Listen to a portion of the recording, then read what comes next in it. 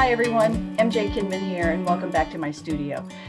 It is week 3 of our holiday jewel box class, and it is actually lesson 5 because we had 3 lessons that very first week. So this week we're going to be talking about the citrine, November's birthstone citrine. I want to tell you a little more about the stone as well as introduce you to the gemstone that inspired this particular block. Now, I like this block because it is relatively easy to put together. It's 4 sections. I've carved it up a little bit differently, and we'll talk more about that. But it has not a lot of pieces, and they go together beautifully. I think there's enough contrast in there to make it sparkle. The challenge of this particular block are the needle nose facets. So I'll talk to you a little bit about some of the ways we can manage that challenge. Here's an image of the gemstone that I discovered and fell in love with and decided to use it as the inspiration for the November birthstone. It's a citrine, and citrine basically is a type of quartz. In fact, it has the same crystal molecular structure as amethyst, but it has had more heat and pressure applied to it. In fact, many of the citrines that you will find on the market are actually heated amethysts. Now, I think that's amazing in that amethysts, as you know, are purple and citrines are orange. And so orangey yellow. And so when you apply heat to an amethyst, the color leaps all the way across the color wheel. It's complementary colors, aren't they? And because of that heat and pressure, it completely changes the appearance of it. It pops all the way across the color wheel to actually a yellow gold rather than the purple. I think that's marvelous. And so sometimes you'll find stones with both amethyst and citrine in the same stone, and the gem cutters just cut around it. And those are called ametrines. Get it? Ametrine is ama is for amethyst, and the trine is for citrine. Put them together, it's ametrine. So this lovely beauty down below here on the left is really what we call kind of a bicolor stone, in that it's a nice delineation between the two colors. You've got the gold on the left and the purple, the amethyst color on the right. Another example of an ametrine is the one on the right here. Now, this is a gorgeous pentagonal, a gorgeous pentagon stone that is also an ametrine with amethyst and citrine crystals in it. But instead of a nice split between one side yellow and one side purple, it's shot through with all the colors. So you can see you've got gold throughout the stone and you've got the purple throughout the stone. This is going to be one of the gemstones that I create in my Smithsonian series, and I'm really excited about getting my hands onto the design and begin to play with it. But I want you to put a pin in this, okay? Because I would love for us to talk about, when we get to the pattern, to talk about how you might be interested in doing something like an ametrine rather than just a full citrine.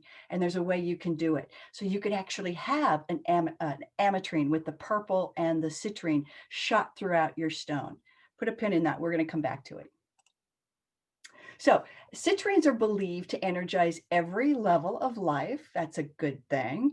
It cleanses the chakras and opens up intuition. It attracts wealth, prosperity, and success. Who doesn't love that?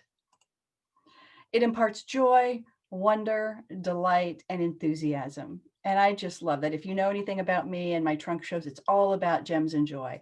And so that makes me very happy. I think there needs to be more citrines in my life.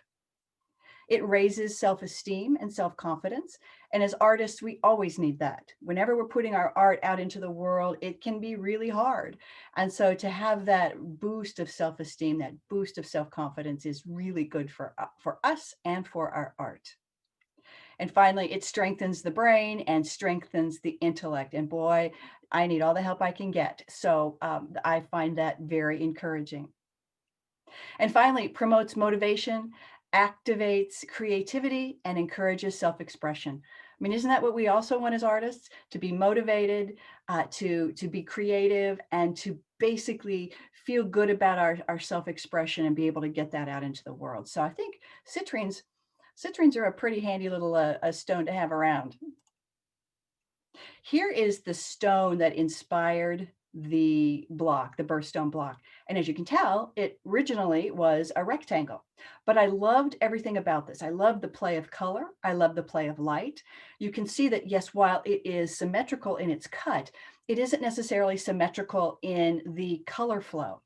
And there's a nice range of color from the darker areas down here to the lighter and whiter areas on the side and up in these little shards and facets around the stone. So one of the things that I did is I put it into Photoscape and I squished it down because, as you know, all of my birthstone blocks are 17 inches by 17 inches. So we needed to make her a little square. And she's a radiant cut. So I thought it worked really well to have this little block squished down and still preserve her radiant cut, her beautiful, beautiful cut. And I think she just sparkles all the more. So how did I carve her up? Now, if you take a good look at her, you could also see two diagonals, right, that could fly through the center of that gemstone, like we cut up the citrine, like we cut up the sapphire and like we cut up pink tourmaline. But I saw a couple of different ways that I wanted to do this. And in particular, I really wanted to highlight this square area in the very center. Do you see that little square area that kind of rotates and spins around the very center? I wanted to focus on that. And so I thought I would cut it up, carve it up, that point at which I'm looking at it as a gem. And now I'm making that transition into looking at it as a quilt block. So the first line that I dropped in there was this diagonal right here. There you go. I then went to the other side of that square. Actually, it's kind of a diamond set on point. It's a square set on point, so it's kind of a diamond. And I dropped a line there. Now, you could do this a couple of different ways. You could also drop a line here and a line up top of that little square, so you'd have 5 sections. But instead, I decided to go directly in the middle and just have 4 sections. 1, 2, 3, 4.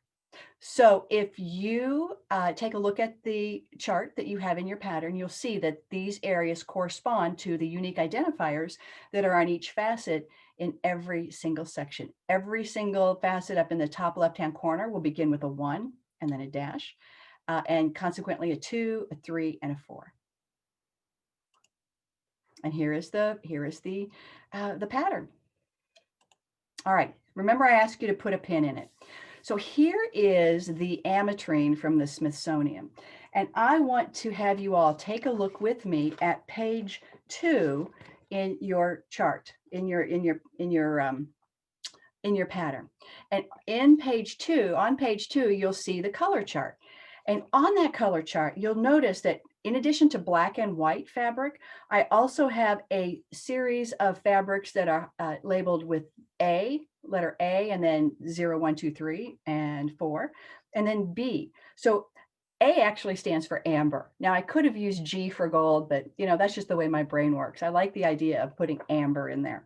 So that's what the A stands for, is A. Also, and then the B is the browns, the brown fabric. So you can see there are gold and amber colored fabrics in here, and then there are brown fabrics that actually have that kind of a brownish tint. That's how I separated out the 2 colorways in this particular gemstone.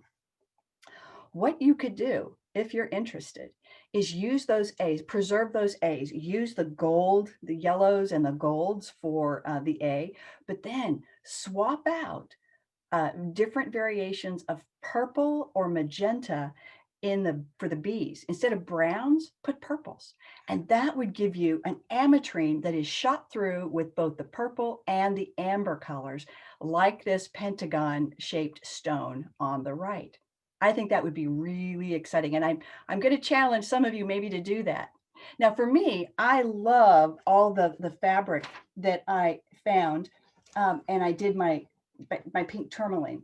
And I really like the way she turned out, my little pink tourmaline. So I'm going to continue using these. Actually, she's not a pink tourmaline. She's a pink tourmaline pattern, but she's actually a podparacha sapphire, this nice flame lotus colored stone. So I'm going to use the same fabrics and to do my citrine. So I'm going to do another podparacha sapphire with this radiant cut using the November citrine block. Some of you are going to use exactly the colors that I have identified in the pattern. Some of you, I challenge you to do an ametrine, and others, you can make this your own and maybe make a gemstone that maybe hasn't even been discovered yet. Here's the pattern. All right, and so you can see where I have highlighted the line that delineates the section. So above this line on the upper left, it's all the ones, section 1. On the other side below on the lower right is section 4. And then on the interior, this little middle section, everything below this central diagonal is section 2, and everything above the diagonal is section 3. Now, one of the things I wanted to mention to you is these needle nose facets. And so as I'm looking down here, if you can see my cursor move, this gemstone has lots of either triangular or quadrilaterals that have a wider end, and then it just a very gradual reduction of the facet until it ends up at a very thin point. I call those needle nose facets. The challenge with those is in the sewing. Well, first of all, this challenge is that when you put a 1/4 inch seam allowance around, when you cut it out, that 1/4 inch seam allowance keeps going and going and going and going way past that tip of that that facet.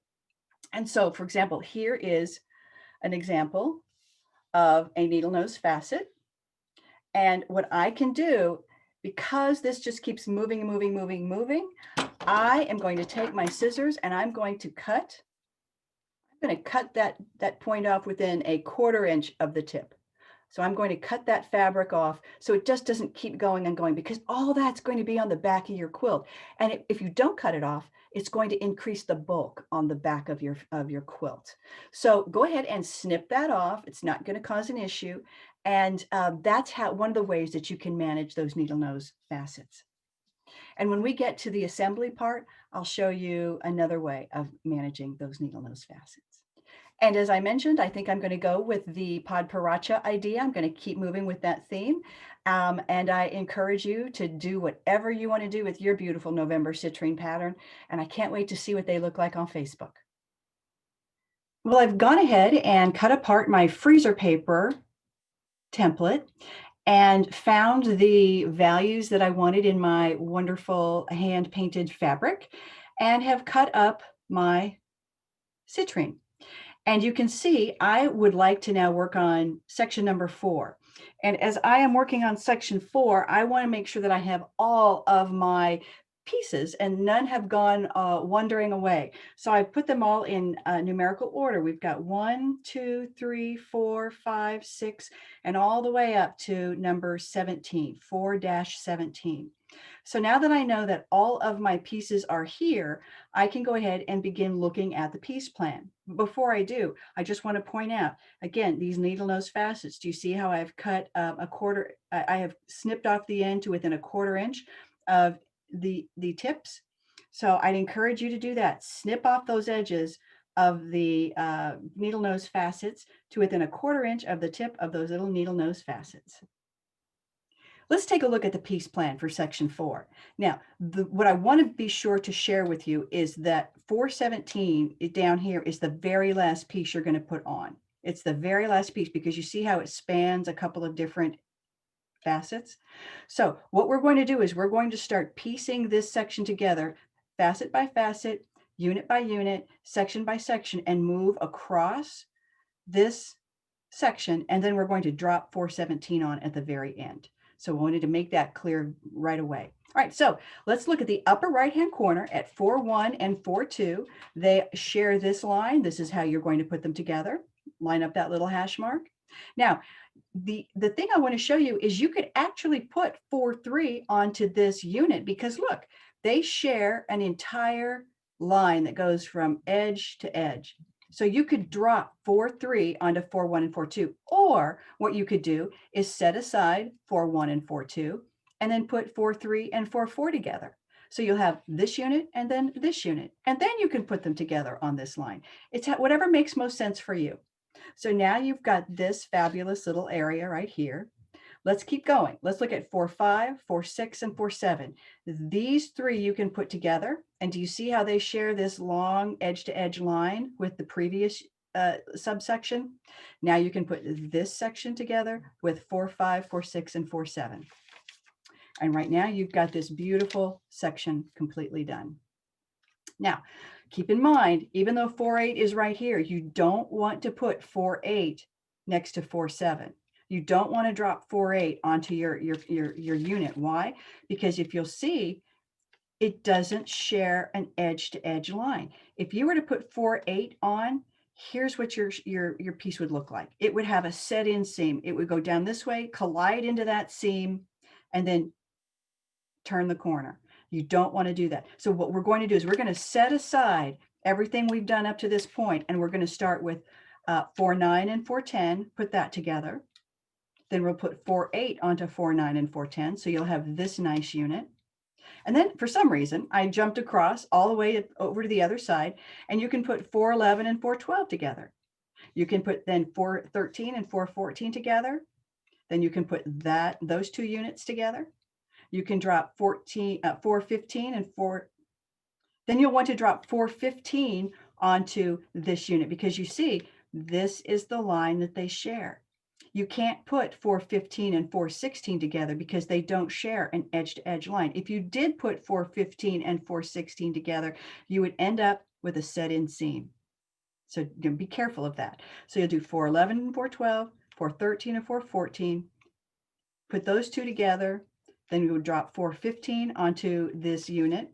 Then you'll put 4, 16 onto this unit. All right, so now you've got this unit and you've got this unit. You'll put it together. So you actually have now two halves. Two halves, you'll put them together along the center line, and then you can drop little 4, 17 onto the bottom. All right, let me go ahead and put my facets into my piece plan. I've got my piece plan all laid out with the units pushed together that I'm going to sew together as units with a little daylight between them to help give me that visual clue of how I'm going to piece it together. So as we talked about, we'll do 4, 1 and 4, 2 together.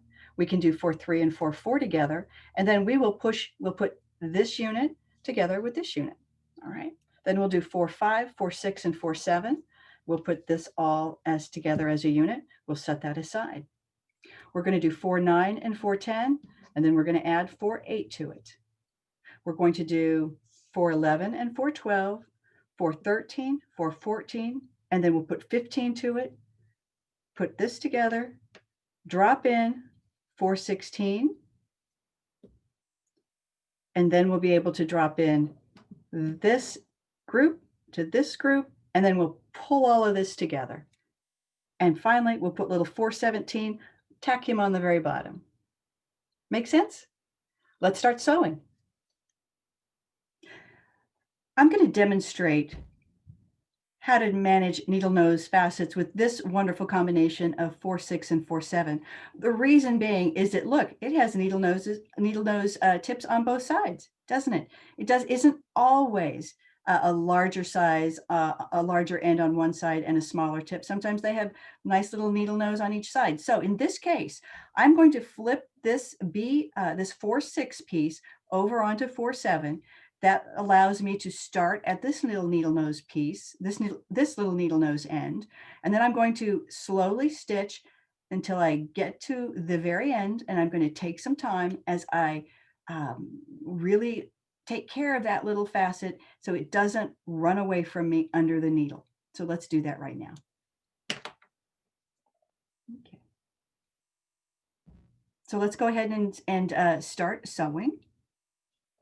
All right, I'm going to go ahead and do the pin. I'm going to go ahead and do the peek, pinch, and pin. I'm going to line up these two hash marks in the center. Hold that steady.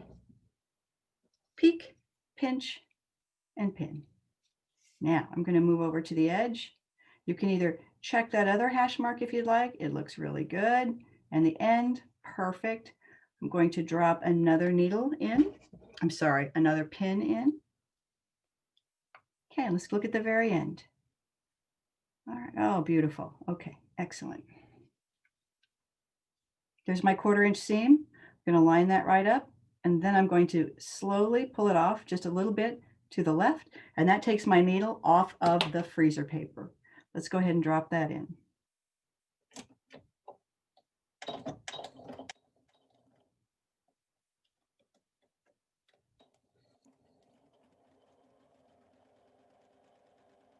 As I get closer, I'm going to slow my roll. I'm going to slow down that stitch speed.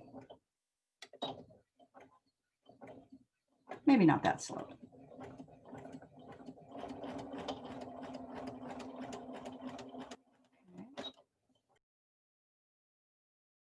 And I'm going to just hold this with my finger and gently let that slide right through. All right, let's see what happens.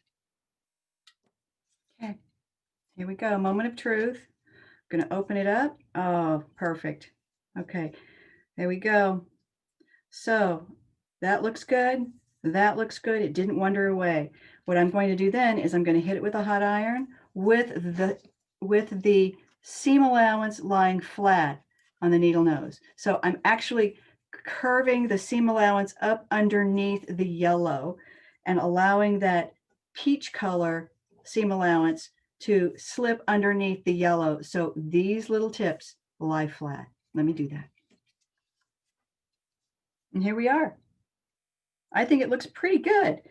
We have the needle nose here. We have the little needle nose there. There's no gaps in between. It lies flat. Let's keep sewing. I actually was able to complete section 1. I wanted to show you what section 1 looks like.